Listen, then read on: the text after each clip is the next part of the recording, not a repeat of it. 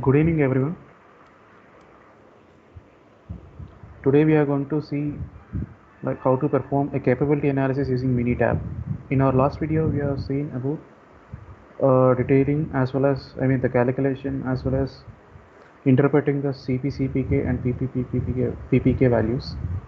And now let's see how to perform the process capability analysis in Minitab. And to understand this better, I have taken certain data and we got a case to do now practically.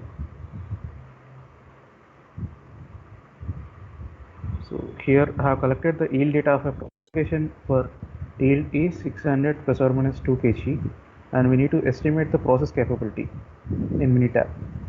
So almost I have collected 96 data points. So using this data points, we need to compile the capability analysis, and we need to comment on whether the process is capable of delivering the right yields with respect to specification or not, that we are going to see now. And if you haven't gone through our last video, so we'll be sharing the video link in the description. Please check it. And coming to this video, first of all, I'll try to make a note of the points or the steps involved in performing the capability analysis in Minitab. So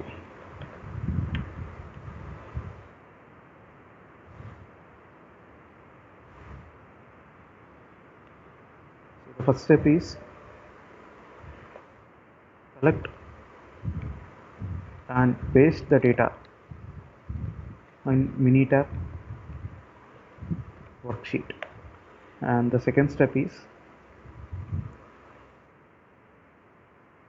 plot a relevant control chart and identify the outliers. And the third step is investigate the reasons for the outliers.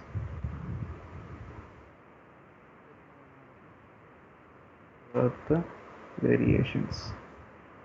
So we need to investigate the reasons for these outliers and eliminate them from the worksheet. And fourth step is reconstruct the control charts and repeat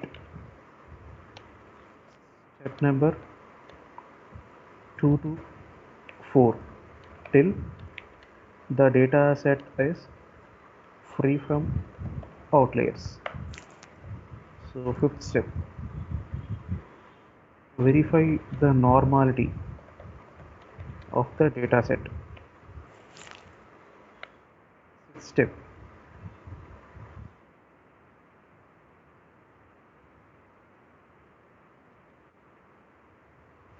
plot the process capability analysis with the available data set. Seventh step is interpret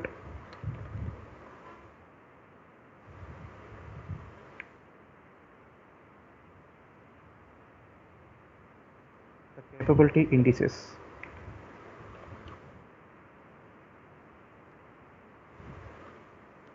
And comment on process capability. So these are the 7 simple steps involved in performing a capability analysis for a process. Okay, so here I got a data set and we are going to perform these all steps using Minitab. In the last video we have seen how to perform these things without Minitab, like calculating the indices values using paper and pen or using Excel, and now we are going to perform these things using Minitab. So for doing that, first of all, just try to copy and paste these values in a Minitab worksheet. So just Control C and then open the Minitab statistical software.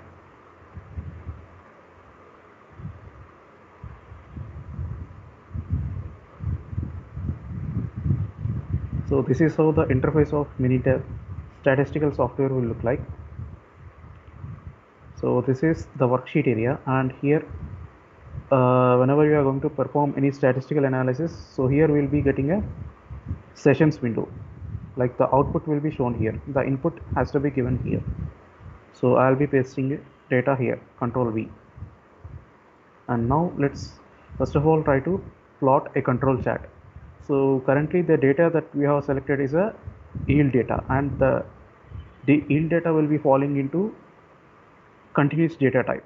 Like there will be total 4 different types of data types available, and yield data will be falling into continuous. Why? Because we are only able to measure this data. So if you are able to count the data, it's an attribute data, and the data which can be measured is going to be a continuous data. So here in this case, we will be able to measure the yield. So this is a continuous data. So if the data is continuous, then we should plot a IMR chart, that is individual and moving range chart. For that, get into stat. In this stat, get into control charts. In this control charts, get into this variable chart for individuals. In this, get into IMR. So click on this. Now Minitab is going to show you a dialog box, and here it is going to ask you like what type of variables we need to consider. So just click on this and click on select, and once it is done, click on OK. So now Minitab is going to plot you a IMR chart. So this is how IMR chart is going to look like. So this is like the first plot is going to be corresponding to the data that we are going to provide, like the yield data. These are data points corresponding to yields. And coming to moving range, so moving range means how the data points are moving, like what is the difference between first data point and the second data point. The difference is going to be the first data point in this moving range chart. So similarly, you got all these data points corresponding to the yield data. Okay, so here you got the red lines.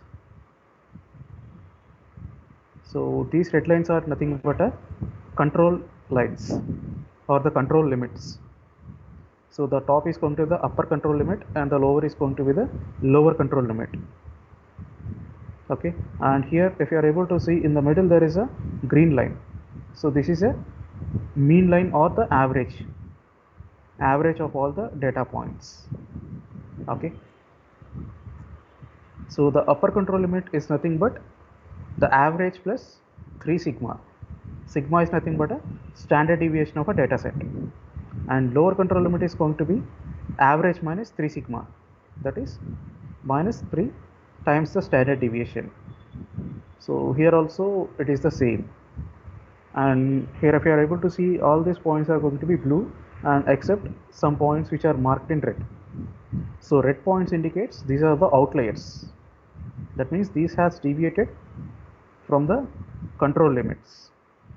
So as these have deviated from the control limits, so there should be certain reason for the deviation.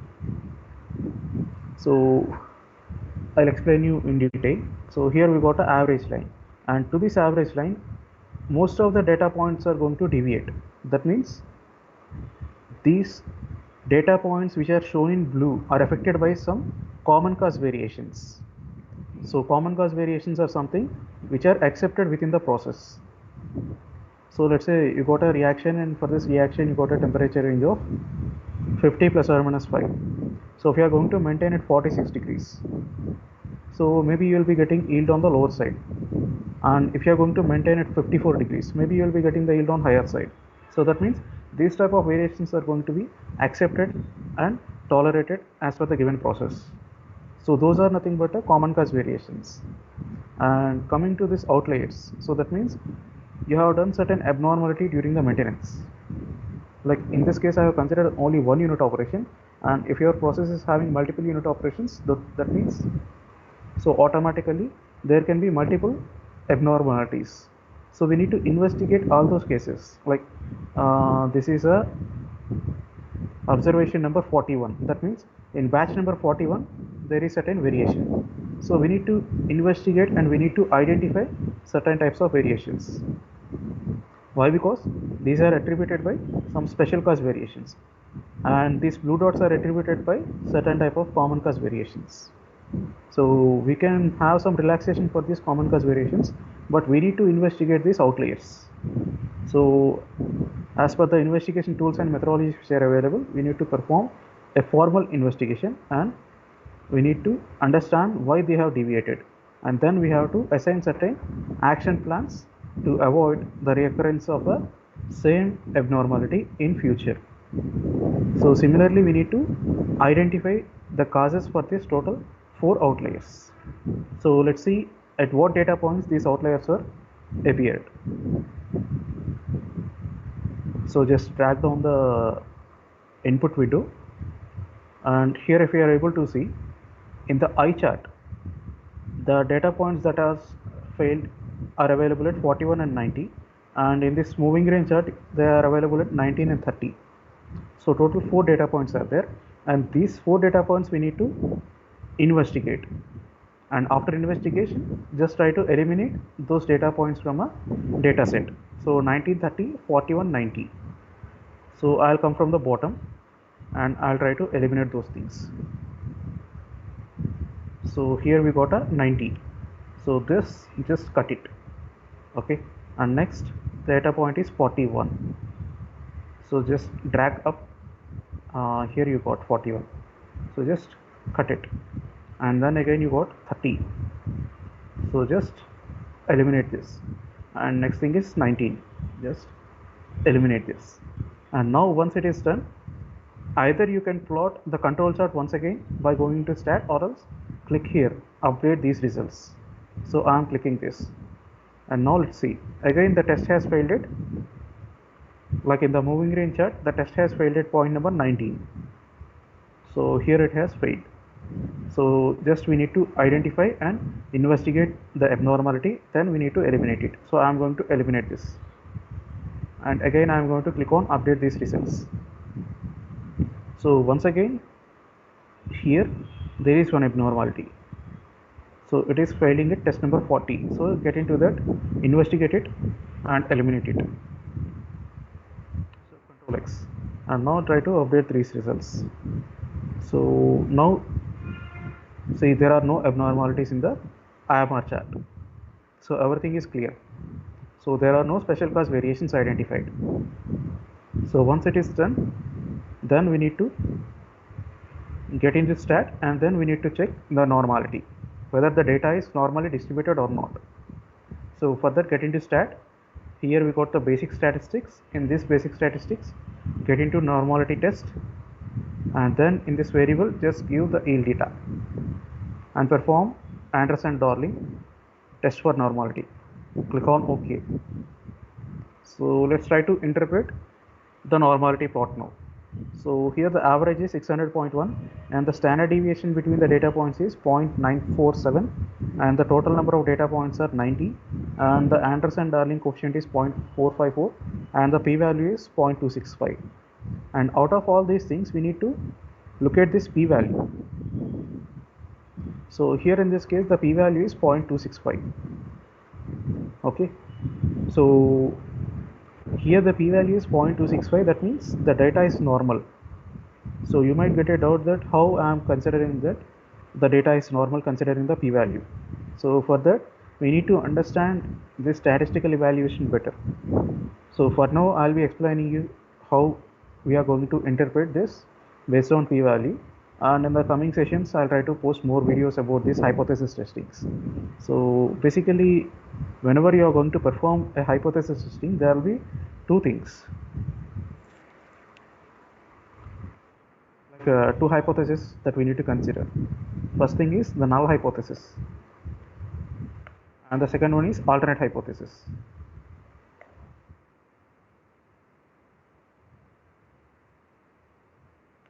So always the null hypothesis thinks that the data is normal. So whatever the data set can be, so the null hypothesis, that means at 0 point, so the data set is considered as normal. So data is normal, and alternate hypothesis is going to be exactly opposite to this null hypothesis. So here it is, the data is non-normal.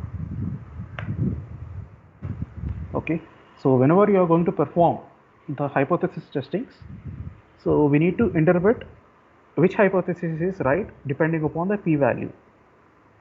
So there is a type of acronym, we can say, like if the p is low, then null will go. This in short we mention as low, null go. And if p is high, then accept null. Okay, and now here in this case we are just mentioning p is low and p is high, but what is the reference value, that we need to understand. So the reference is going to be the alpha.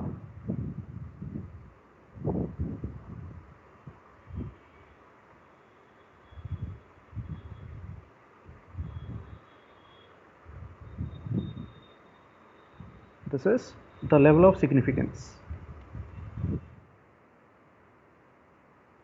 So alpha is nothing but a level of significance, and we need to compare this p with the alpha.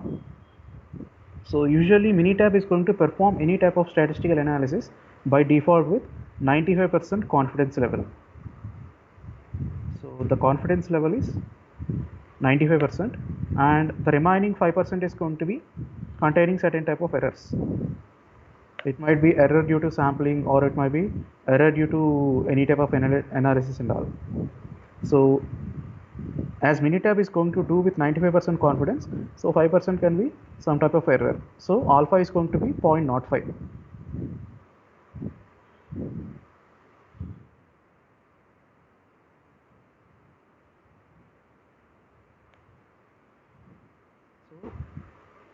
So in this case, alpha is going to be 0.05. So we need to compare p with alpha. And now let's see. P is 0.265 and alpha is 0.05. Here in this case, p value is higher than the alpha, the level of significance. So as p is high, then we need to accept null. So here the null hypothesis is data is normal. So that means the data set that we have taken is normally distributed. So if this is confusing to you, just leave it, but only remember these things. Like if the p-value is high, then data is normal. If the p-value is low, then data is not normal. Okay, just remember, if p is high, data is normal, and p is low, data is non normal. And here in this case, the p-value is 0.265. So data is normal. And now let's go to the final component, that is performing the capability analysis. So for that, get into stat, and in this get into the quality tools, and this quality tools get into the capability analysis. In this capability analysis, get into normal, and this normal just enter the value in the single column, mention the yield data and the subgroup size. So here we are going to evaluate the capability analysis only for the yield. So the subgroup size is 1, and the lower spec is, the specification is 600 plus or minus 2. So the lower spec is 598, that is 600 minus 2, and the upper spec is 602. Okay, and click on OK. Now Minitab will try to plot the process capability. And if you are able to see, here I have taken only 96 batches data. So that means it's a sample data. Since it's a sample data, we need to rely on the CP-CPK. If it's a population data, then we should rely on PP-PPK. So here if you are able to see, the CP is 0.81 and CPK is 0.79. So the CP itself, it is less than 1. Since it is less than 1, we can say the process is not capable. So there can be multiple data points which are deviating from the specification limits. So if the CP is greater than 1, then we can go towards interpreting the CPK. but here in this case the CP is less than 1. So we can say straightforwardly the process is not capable. Okay, and now what to do? If the process is not capable, then what should we do? So if the process is not capable, then what we have to do is we have to either re-engineer the process so that the variations within the process can be limited, or else revise the specification limits. So now let's go. First of all, before going to revision, let's check here. So I think here it is crossing 597.75 and here it is crossing 602.75. Then we'll do one thing, we'll try to revise the yield range like 600 plus or minus 3 instead of plus or minus 2. Let's try to revise it. Now just make a note of CPK here, it is 0.81 and 0.79. So get into this stat, quality tools, the capability analysis, get into normal, and here in this type 597 and 603, click OK.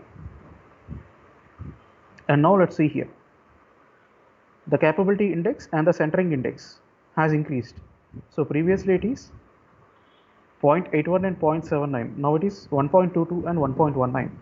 So after revising the yield range, so all the data points are falling within the specification limit, and now the CP has increased and the CPK is 1.19.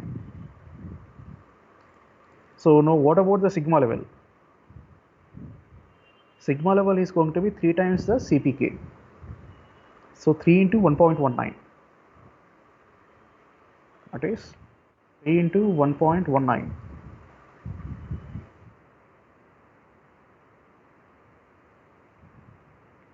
So the sigma level is 3.57. That means it's a 3.5 sigma. So this is how we need to perform the process capability analysis.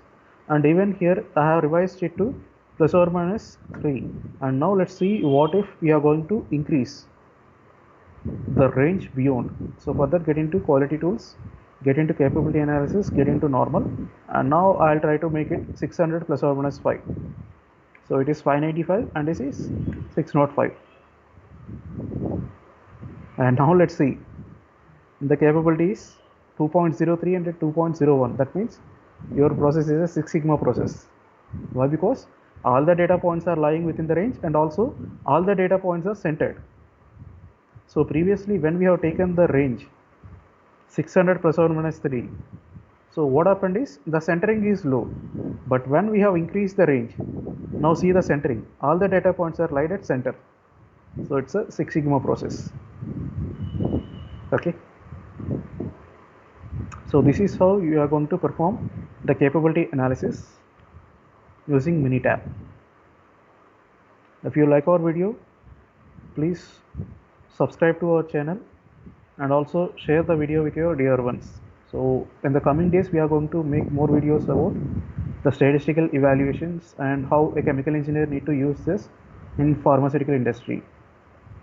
Okay, so thanks for watching the video, and if you have any questions about this video, just post your questions at pharmacalci823@gmail.com. I'll be attaching this sheet in the video description, and you'll be finding a link to download it. And if you want to have better idea about this, so just try to replicate the same thing what we have done using this data set, so that you can understand the things better. Thanks guys.